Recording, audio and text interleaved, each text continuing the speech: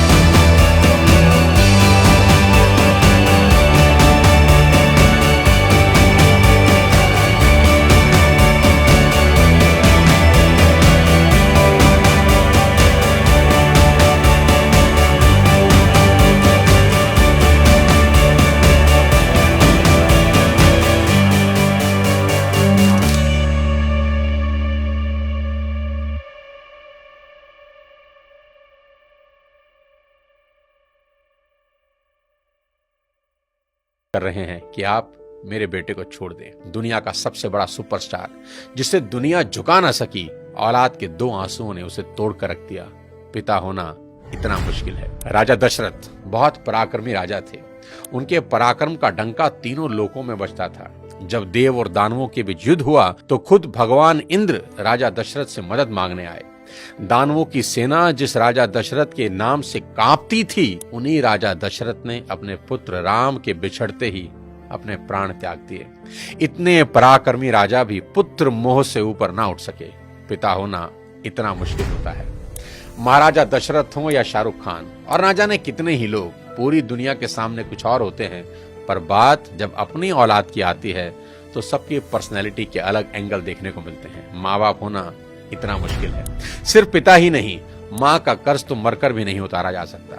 बच्चे का मलमूत्र माँ बाप के अलावा कौन साफ कर सकता है, और ऐसा वो खुशी खुशी करते हैं। इसलिए शायद भगवान ने माँ बाप की पूजा खुद से भी पहले बताई है। बच्चा बीमार होता है तो नींद माँ को नहीं आती। माँ बड़ी अद्भुत है। वो बच्चे के रोने के अंदाज से समझ आती है कि भूखा है या पेट में दर्द हो रहा है, क्योंकि बोल के तो बच्चा समझा नहीं सकता। प्रसव पीड़ा इस दुनिया के सबसे बड़े दर्द में है, जिसे हर माँ खुशी खुशी सहन करती है ताकि एक नवीन जीवन धरा पर आ सके। कहते हैं कि 20 हड्डियों के एक साथ टूटने के बराबर जितना दर्द होता है ना, उतना ही दर्द एक माँ को होता है एक बच्चे को जन्म देते हुए।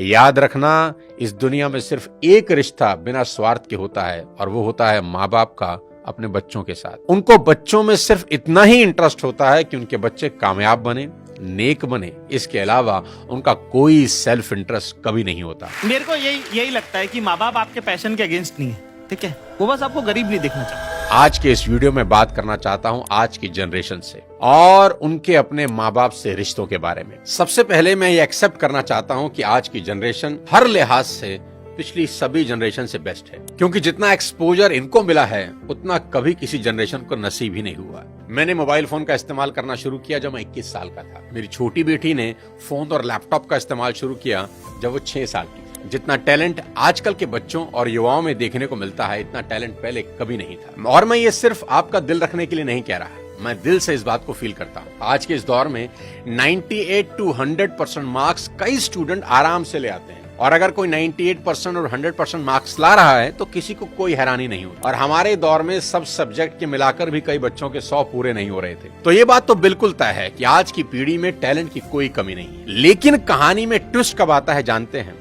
जब बच्चे 14 से 20 साल की उम्र में होते हैं।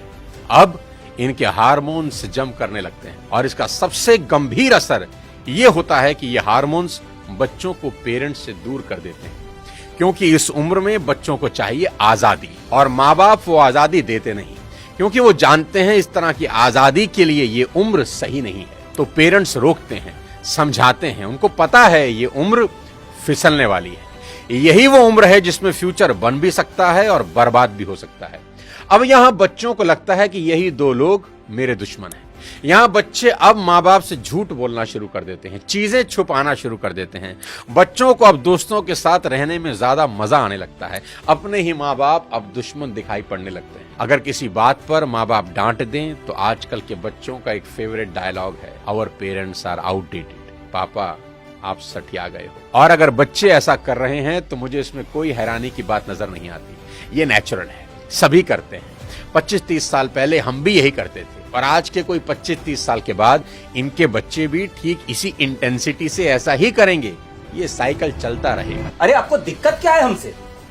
कम से कम हम कोशिश तो कर रहे हैं ना। बाकी मोहल्ले के लौंडों के जैसे सड़क पे आवारागर्दी तो नहीं कर रहा है, लंठाई तो नहीं कर रहा है। पढ़ाई पे ध्यान दिए होते तो अरे नहीं गया ध्यान पढ़ाई पे। एक और कहानी जो इस उम्र में होती है वो ये कि बच्चे अपने पेरेंट्स से अब नफरत करते हैं और दूसरे पेरेंट की बात खुशी खुशी सुन लेते हैं। यहाँ अपना ही एग्जाम्पल देता हूँ। आज बहुत लोग मेरी बात सुनते हैं और मानते हैं, दूर दूर से कंसल्टेशन लेने आते हैं, पर मेरी अपनी बेटी को समझाने में मेरे पसीने निकल जाते हैं। कपिल शर्मा के शो में आमिर खान का भी यही प्रॉब्लम है, जो उन्होंने बताया कि सभी स्टार्स के बच्चे अपने करियर की सलाह मुझसे लेने आते हैं, पर मेरे अपने बच्चे मेरी बात नहीं सुनते। बच्चे बात सुने या ना सुने ये मेरी प्रॉब्लम नहीं है, मेरी चिंता कुछ और है, वो बताता हूं आपको। अभी कुछ दिन पहले मैं एज अ चीफ गेस्ट अपनी बेटी के स्कूल में गया, जहां उनकी प्रिंसिपल ने मुझे इनवाइट किया। उनका कोई एनुअल डे प्रोग्राम था। मैंने वहां भी यही कहा कि मेरी चिंता बच्चों की परसेंटेज को लेकर कुछ ज्यादा नहीं है, क्योंकि पिछले 20 साल में कोई 200 से ज्यादा कॉर्पोरेट्स को मैं ट्रेन कर चुका हूं, और मैं जानता हूं कि स्कूल और कॉलेज में पढ़ाई जाने वाली 90% बातें जिंदगी में कहीं काम नहीं आती, और 90% बातें जो जिंदगी में काम आती हैं वो स्कूल और कॉलेज में पढ़ाई ही नहीं जाती। मुझे तो याद ही नहीं कि कब sine theta upon cos theta is equal to tan theta मैंने अपनी जिंदगी में कहीं इंप्लीमेंट किया। एज अ पेरेंट आज मेरी सबसे बड़ी चिंता यही है कि बच्चे किसी गलत संगत में पढ़कर कोई गलत रास्ता ना ले लें, क्योंकि कुछ रास्ते ऐसे हैं जिसमें वापसी करीब करीब नामुमकिन है, जैसे नशे का रास्ता, जहां एक बार इंसान चला जाए तो फिर वापस नहीं लौटता। नशे पर एक पूरा वीडियो मैंने बनाया है, एक बार जरूर देखना। कोई ऐसा कदम ना उठाएं जिसका पछतावा उन्हें सारी उम्र हो। एक शेर है कि एक गलत कदम उठा था राहे शौक में, एक गलत कदम उठा था राहे शौक में, और मंजिल तमाम उम्र मुझे ढूंढती रही। कि आदमी एक गलती करता है और फिर रास्ता कभी मिलता नहीं। और मेरी तो सभी स्कूल टीचर से बस इतनी ही उम्मीद है और गुजारिश है कि वो बच्चों को एक अच्छा इंसान बना दे, क्योंकि टीचर आज जो पढ़ाने वाले हैं उससे ज्यादा ज्ञान तो गूगल पर एक क्लिक में अवेलेबल है। आज टीचर की रिस्पॉन्सिबिलिटी पहले से कहीं ज्यादा है। वो अपने स्टूडेंट्स को मॉरल वैल्यू सिखा दें, बस देश के लिए कुछ करने का जज्बा उनमें भर दें तो सोने पर सुहागा हो जाए। और अगर माँ बाप के प्रति ग्रेटिट्यूड की भावना उनके अंदर आ जाए तो वो कुछ ना कुछ जिंदगी में कर ही लेंगे। टीचर इंश्योर करें कि बच्चे कुछ भी छुपाएं नहीं और अपनी सभी छोटी बड़ी बातें अपने टीचर से या पेरेंट्स से डिस्कस जरूर करें। उन्हें समझाएं कि अगर कोई भी प्रॉब्लम है तो उसका हल जरूर है। आज की बेहद होनहार जनरेशन से इतनी ही रिक्वेस्ट करना चाहता हूं कि पिता की इज्जत राम की तरह करना, कि पिता के वचन पूरे करने को जीवन के 14 बरस कठोर वनवास में गुजार दिए उस व्यक्ति ने, और वो भी खुशी खुशी। आपके माँ बाप को आपसे कुछ नहीं चाहिए, वो तो अपने जाने के बाद अपनी सारी प्रॉपर्टी संपत्ति आपको ही देकर जाने वाले हैं। देश के हर युवा से कहना चाहता हूं कि आज से 3 चीजें रोज करना शुरू कर दें अगर अब भी नहीं कर रहे। सबसे पहले रोज कम से कम 30 मिनट अपने पेरेंट्स के साथ जरूर गुजारें। इधर उधर की कैसी भी बातें करें, खुद हंसें, उन्हें हंसाएं, कोई जोक सुनाएं, उनसे उनकी कोई पुरानी यादें ताजा करवाएं, उनके स्कूल कॉलेज की बातें करें, कुछ किस्से पूछें उनसे, कैसी भी बात करें पर बात करें। देखना वो अपने स्कूल कॉलेज के किस्से बताएंगे ना, जब उनकी आंखों में चमक आनी शुरू हो जाएगी। क्योंकि दोस्त, जैसे जैसे आप बड़े हो रहे हैं ना, आपके माँ बाप बूढ़े हो रहे हैं और ये समय फिर नहीं आएगा। उनके जाने के बाद बड़ा अफसोस होता है कि काश ये कर लेता, वो कर लेता। उनका कर्ज सारी जिंदगी नहीं उतार सकते, पर अपना समय उनको देकर उस कर्ज का इंटरेस्ट जरूर भर सकते हैं। मुनव्वर राणा का एक शेर है कि लौट कर जैसे भी हो ऐ जाने पिदर आ जाना, लौटकर जैसे भी हो ऐ जाने पिदर आ जाना, ऐसी वैसी जो खबर सुनना तो घर आ जाना, और वक्त रुखसत हमें इज्जत से सलामी देने, जब डुबोने लगे दरिया तो नजर आ जाना। आस पास ही रहना अपने माँ बाप। दूसरी बात, भूल कर भी उनसे ऊंची आवाज में कभी बात ना करें। उनको कभी ये एहसास ना हो जाए कि अब हम बूढ़े हो रहे हैं, कमजोर हो गए, इसलिए हमसे ऐसे बात की जा रही है। याद रखना, आपकी वजह से उनकी आंख से निकला एक आंसू आपकी तमाम जिंदगी बर्बाद कर सकता है। माँ बाप तो फिर भी माफ कर देंगे, पर वो माफ नहीं करेंगे। तीसरी सबसे इंपॉर्टेंट चीज, बिना माँ बाप के पैर छुए घर से मत निकलना। अपने दिन की शुरुआत उनका आशीर्वाद लेकर ही करना।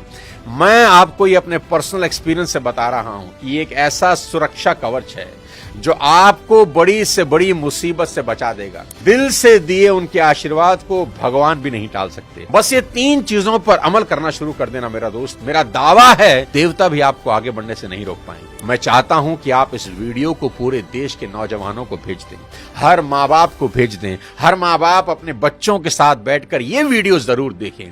बच्चे अपने माँ बाप के साथ बैठकर इस वीडियो को देखें।